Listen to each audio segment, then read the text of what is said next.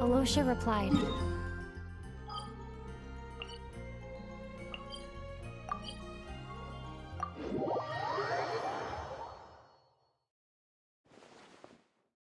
Time to get ready. Then head to the Snezhnograd Vecha.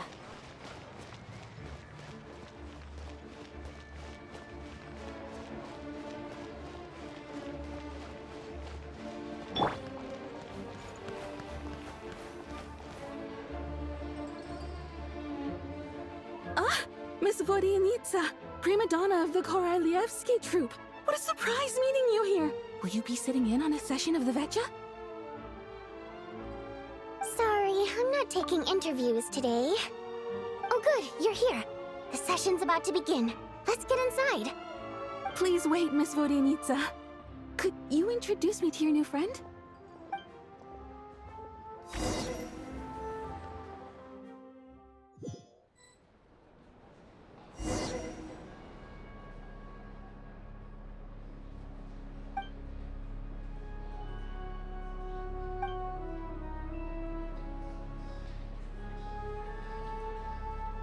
In summary, the energy management commitments made for the outgoing period have been delivered upon. Furthermore, both the production and consumption of Kresnik Crystal show clear signs of stabilizing. The relevant agencies have assessed the present circumstances and determined that the status quo can be sustained until the next period. For detailed statistics, I would refer you to the industry reports that have been distributed to all persons present. It should also be noted that while the recent blizzards have led to a significant increase in people's energy expenses, this is strictly a short-term phenomenon associated with a remotely located monster. Her Majesty the Tsaritsa is giving her full attention to this matter. We should have every confidence that it will be dealt with swiftly and conclusively. A financial report on disaster relief is also present in this report, courtesy of Pantalone. They cover the same old ground every single time. The rooster never seems to mind, but everyone else is getting tired of it. There's a general lack of trust.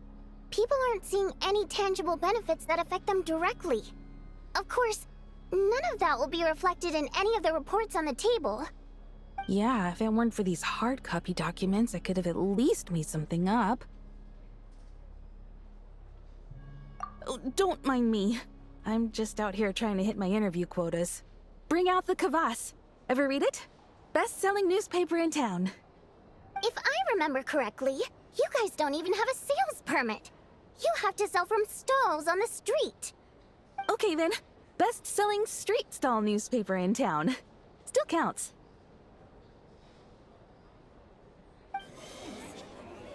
Order! We will now open the floor to the representatives. If there are no further substantive issues to discuss, we will then proceed to a vote on this motion. Snezhnaya has a long tradition of treating members of the Fatui armed forces and their dependents favorably. But recent surveys shows that Fatui families in remote areas have access to 15% less crystal than the average civilian family in Snezhnograd. It's been said many times before, but it bears repeating now. There needs to be a clear and consistent rationale behind how crystal is allocated, or we will soon face immense public backlash. Perhaps you wouldn't need to keep repeating yourself if you would hear me out for once.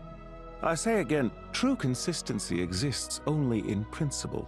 In the real world, fairness is relative. You appear to treat resource allocation as a simple function of production and population. So what about when the equipment used in production breaks down? Have you factored that into your equation? And do you even know how long it's been since Snezhnaya last conducted a census? If I knew the answers to questions like that, I'm sure I'd be a very wealthy man. and I doubt I'd be going by child. I'd like to bring the focus back to the specific issue I raised. Or do you wish to deny that favorable treatment for Fatui dependents is our long-standing policy? It's easy to be a critic when there's no accountability. That seems to be a running theme in the anti-Project Stuja cohort. Defeat the ringleader and all other problems will magically resolve themselves. That's what they seem to think. But in case you aren't aware, not one jot in my report would change whether Project Stuja continues or not. So you have no intention whatsoever of finding a solution to this problem? On the contrary, I'm the only one here who ever brings solutions. Child opened by speaking up for the armed forces. Regrator struck back with style and a war of words ensued. Our reporter was live on the scene to get the audience's reaction as it all unfolded. Who do you support?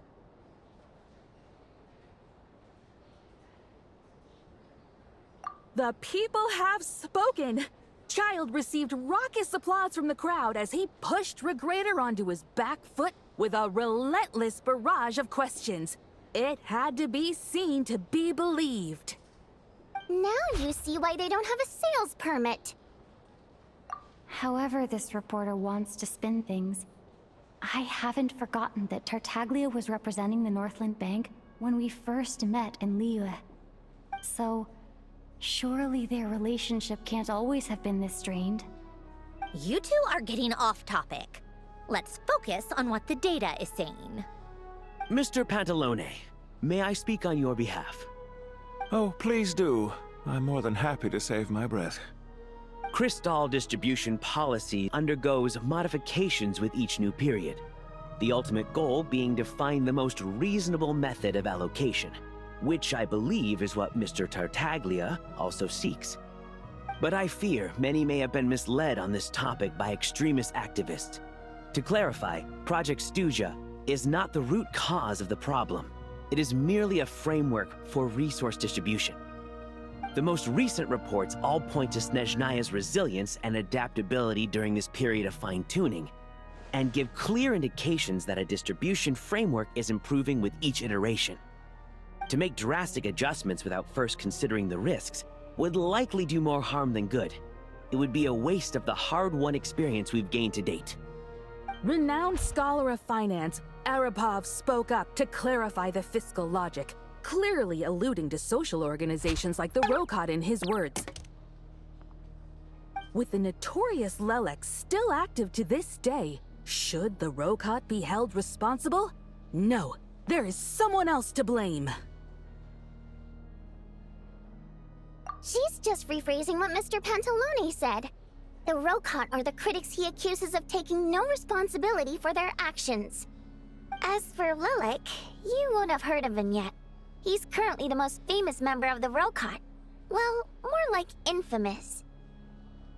Ending Project Stuja has become an obsession for him. Unlike the more decent ones among us, he believes that votes in the Vetcha are all that matter.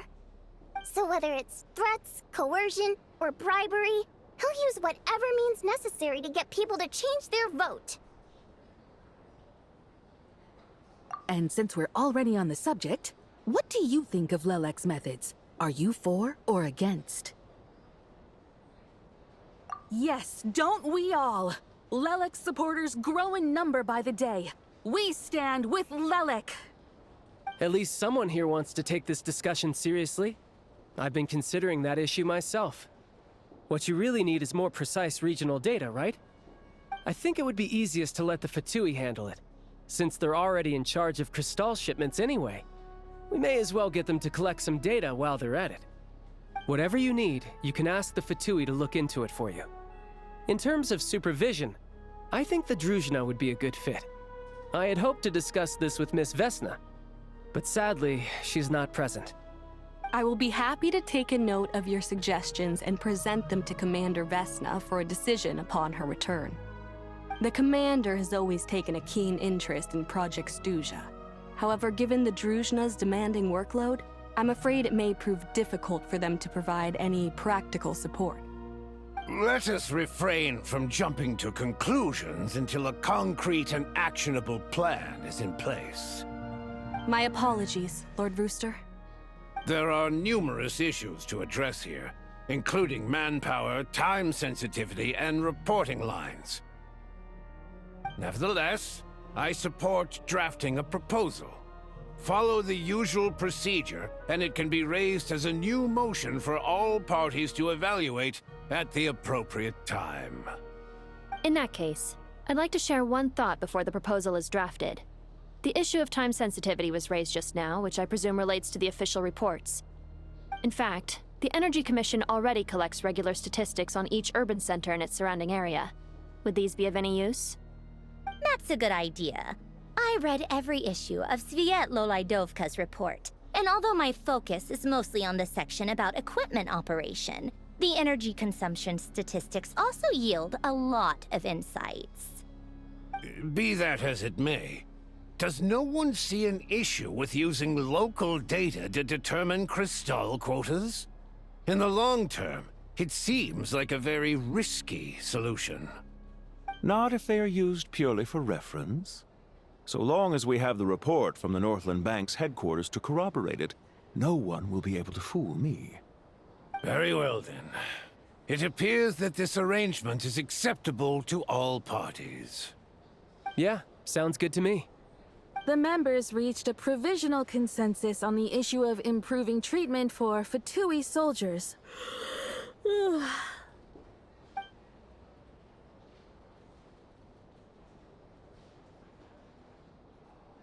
Today, the prima donna of the Korailievsky troupe attended a session of the Snezhnograd Vecha in the company of a most charming young lady. The question on all our minds is, what is the true nature of their relationship? Write anything like that again, and I'm revoking your permission to interview the troupe. Got it?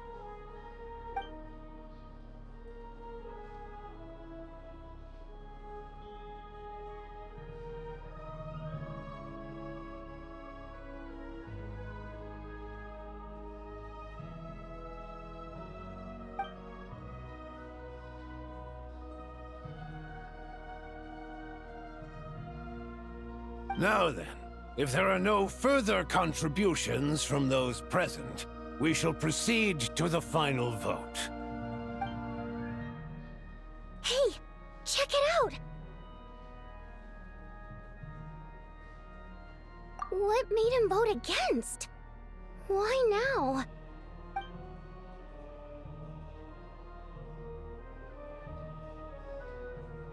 The votes have been tallied. Those in favor of continuing Project Stuja total 61%, securing a clear majority. That was too close. The margin has shrunk yet again. Chuganov was a huge loss. I'll bet Lelek is behind this. I wonder how Pulcinella will respond this time. Chuganov. I see. Lelek strikes again. Yes, go, Lelek. Once Project Stuja is defeated, our unwavering support at Bring Out the Kvass will finally pay off when we make our comeback. I can taste our victory already! In accordance with the result of this vote, Project Stuja will remain in effect until the next Vecha period. Finally, may I remind us all, we debate only for the greater glory and solidarity of our nation. May the aurora shine ever on, and the tundra always stand firm. The session is concluded.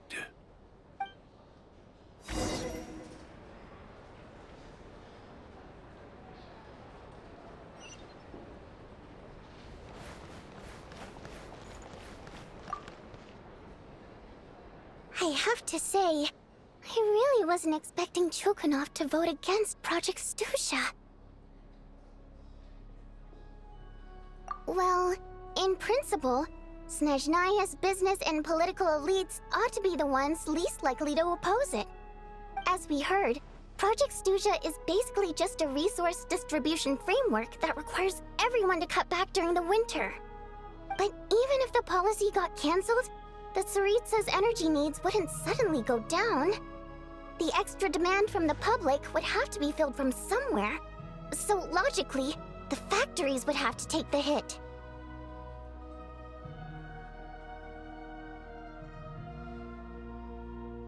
I got a letter from Mr. Mitya just before today's session. He said he's confirmed that there are issues around overtime and excessive energy consumption at the Iskra manufacturing plant. In a situation like this, once the Rooster receives the report, he'll order the factory to halt production and submit to an investigation before issuing a penalty. But that's a week-long process, and thus didn't make it onto the Vetcha agenda this time. I don't think he suspects anything so far. Exactly. And as you know, he's a very selfish person. I was originally gonna try and flip him after he received notice of the official sanctions. My plan was to convince him that the whole thing was completely unfair. Rather than just sit back and take the hit while his factory stopped production, he'd be better off voting to end Project Stuja. At least that way, no one else would be able to make any money either, because all the factories would suddenly have more limited energy to work with. But now, he's already voted against it, which means someone must have used more forceful means to change his vote, just like with everyone else who flipped. Yeah, no one knows why Lilac is so obsessed with ending Project Stuja, but by the looks of it, he's inching closer and closer to success. Lelek must have strong motivations, given how he'll stop at nothing to achieve his goal. Maybe he knows the full truth of Project Stuja. Maybe my next step should be to focus on him. All right. What are your plans for the rest of the day? Shall we head out? Hey, comrade. I noticed you were here during the debate. I didn't take you for a political enthusiast. Greetings, Harbingers. I just happened to have some free time today, and my new friend here thought it might be fun to check out the Vetcha. Ah, Odette must have introduced you. Looks like you two are getting along pretty well. I'll leave you to catch up. I should head back to the troop. Sure. Break a leg and all that.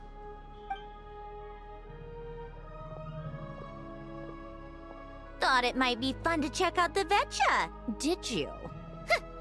Things are never that simple with you, Traveler. There's no way you're here for kicks and giggles. Tell me I'm wrong.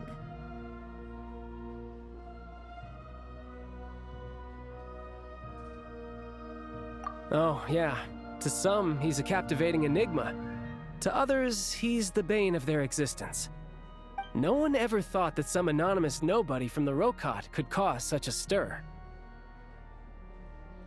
Huh? You want to look into Lelik? Then I'm sure his days of anonymity are numbered. What do you think, Sandrone? Fine by me, I guess. If the Traveler actually manages to expose Lelik, it'll be doing Pulcinella a favor. In return, it seems fair to let her in on what we've learned so far. My thoughts exactly. Sharing is caring, after all. Head back to Glupov and grab the files on Lelik. It's easier to just pull the records than go through the rigmarole of getting the Traveler a visitor's permit. As you command, child, sir. In that case, since we're going to be waiting anyway, I'll have someone brew a pot of black tea.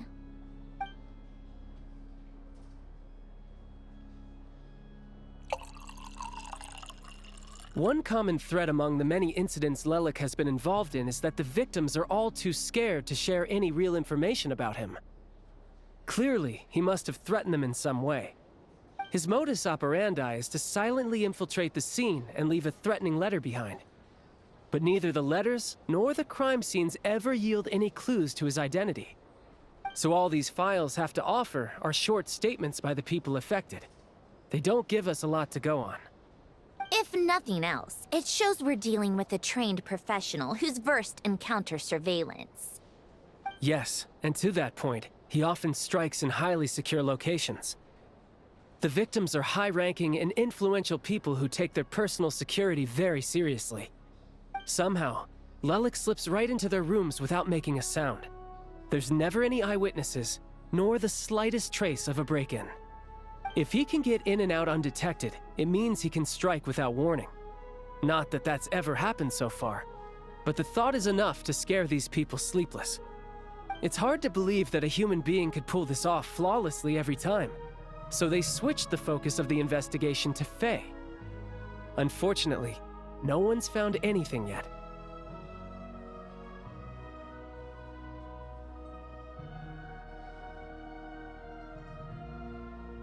Careful, don't underestimate me. Although truth be told, I'd probably find it hard not to blow my cover. Direct confrontation is more my style. We haven't ruled out the possibility of Lelik being human. It's just, there can only be a handful of people in all of Teyvat who'd fit the profile. Faye, on the other hand, plenty would have the ability, but few would have the motive. No, not as strong as me. You'll never find the culprit with criteria like that. Let's go with a little weaker than me.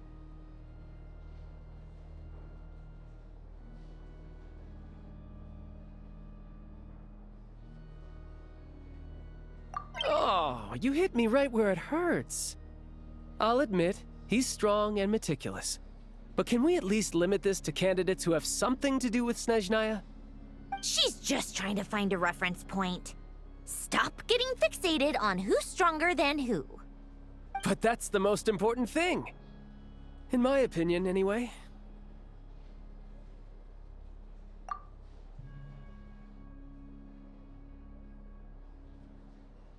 Odette. Yeah, that seems about right. Her skills are solid, and she's always calm under pressure. Except she's Fatui, so the likelihood of her working against us is pretty low.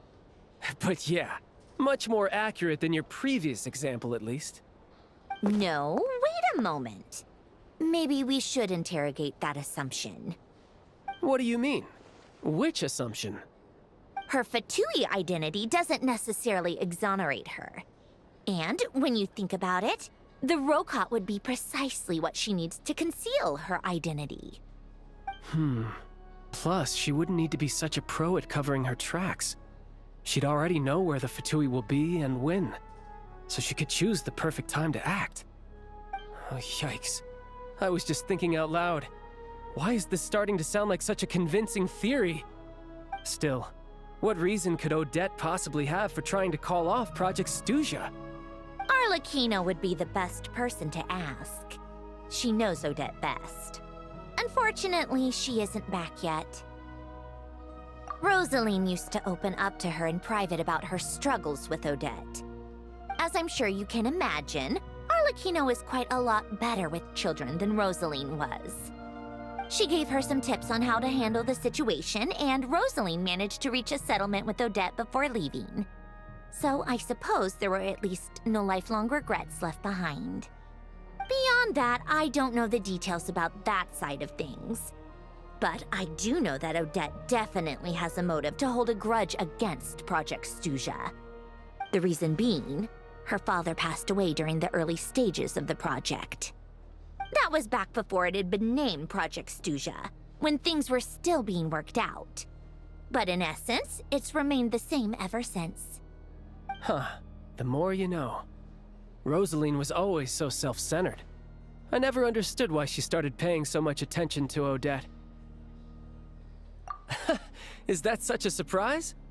If you cast your mind back, you may remember that Rosaline and I weren't exactly close. We had tea together a few times, but that was about it. Odette's past is no secret. Her father was a Fatus and her mother was a very famous ballerina. On the surface, it looks like she followed right in her parents' footsteps. But the truth is quite a different story. After her father passed away on a mission, her mother was overcome with grief.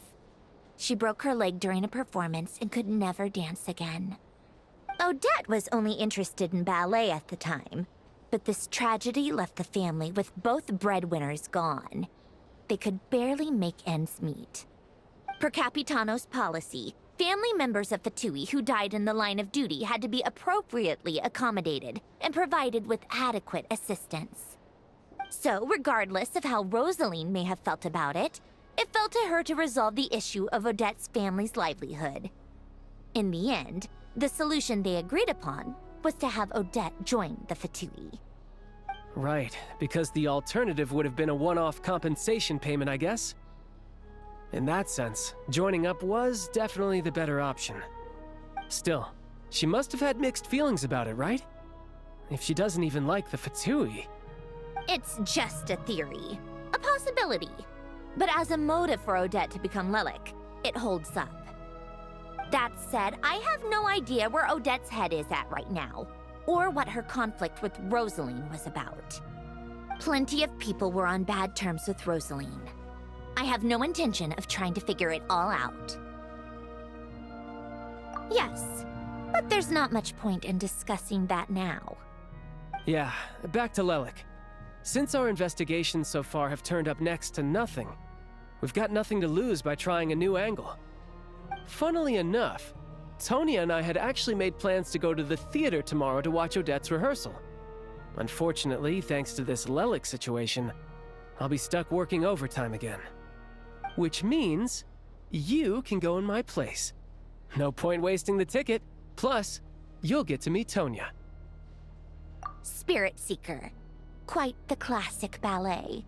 It was passed down through Odette's mother's family for generations, though it hasn't been performed in years. But Odette's been practicing it diligently, and it's finally ready for a return to the stage. Excitement is through the roof. Tickets for the official performance sold out long ago. Tonya's excited for it too. She's desperate to see it no matter what. Personally, it's not really my kind of thing, but since she's my little sister, I had to figure something out. I've actually seen it several times before. The story's pretty straightforward. The lead character follows a trail of clues left behind by a spirit, gradually recovering her memories along the way. It's a tale of love and regret. So not exactly reinventing the wheel, at least by today's standards. But when that classic melody kicks in and the lead character begins to dance, it always gets me. It really is beautiful. Not an easy dance to do justice to, though. I know it's always been Odette's dream to perform this piece, but I'm not sure she's really ready. In that case, I think that even if she is Lelik, we should wait until her performance is over before we respond. I'll let you take it from here, comrade.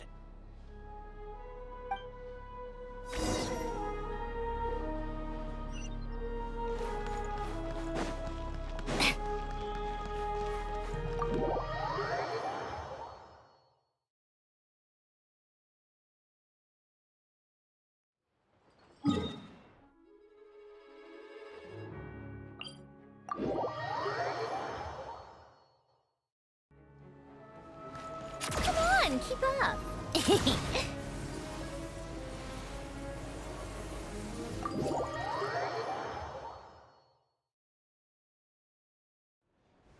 Take a break.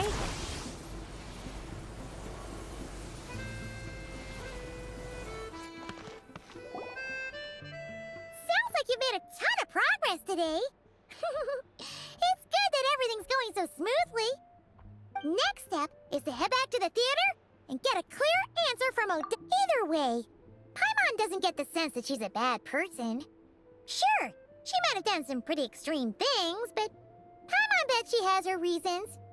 Maybe this is going too far, but like, with everything she's managed to do so far, wouldn't it make more sense in theory to be even more, you know, heavy-handed? Why leave a letter when she could, well, we know there are plenty of other ways to keep people in line, right? The point is, she could have gone further, but she didn't. So, if it is her, she's got some principles at least. Yeah! Well, all you can do is follow the facts wherever they lead. No change, really. But that thing Paimon told you about yesterday? Paimon feels like she can sense it more clearly now. Hearing you talk about your day makes Paimon itch for an adventure.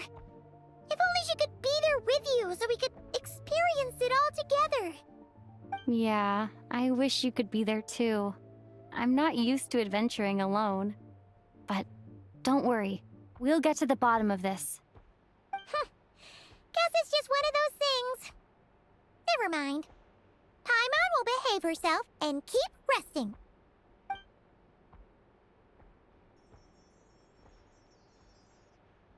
If Odette is Lelek, she may well have inside information on Project Stuja. Her father was involved with the project's early implementation and tragically died in the process. Now, she's dedicated herself to bringing it to an end.